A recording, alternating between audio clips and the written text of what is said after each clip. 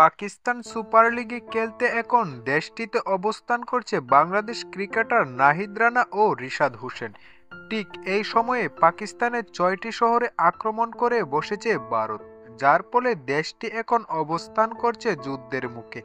এমন পরিস্থিতিতে দুই বাংলাদেশি ক্রিকেটারের নিরাপত্তা নিয়ে ভাবনায় পড়ে গেছে বাংলাদেশ ক্রিকেট বোর্ড। এবারের পাকিস্তান সুপার লিগে বাংলাদেশের ৩ ক্রিকেটার সুযোগ পেয়েছিলেন, তবে লিটন দাস করাচি কিংসের হয়ে খেলার আগেই দেশে ফিরে এসেছেন চোট নিয়ে।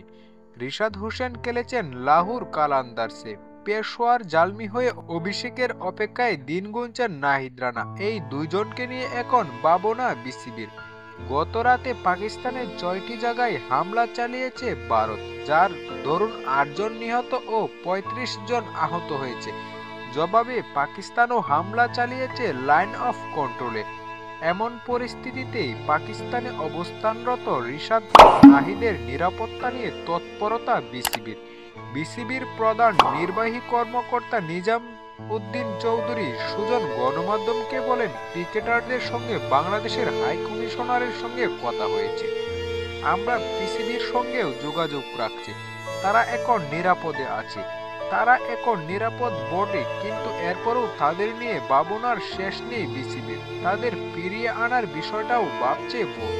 সুজনের কথা, এটা পরিস্থিতির উপর নির্ভর করবে। মাত্র একটা ডেভেলপমেন্ট হলো, এখনো কি অবস্থা তা বোঝা যাচ্ছে না।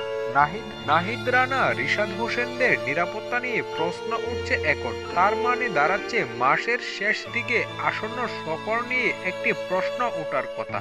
চলতি মাসেই পাকিস্তানের 5টি টি-20 সিরিজ আছে দলের। সেই সিরিজকে সামনে রেখে মিরপুর চলছে অনুশীলনও।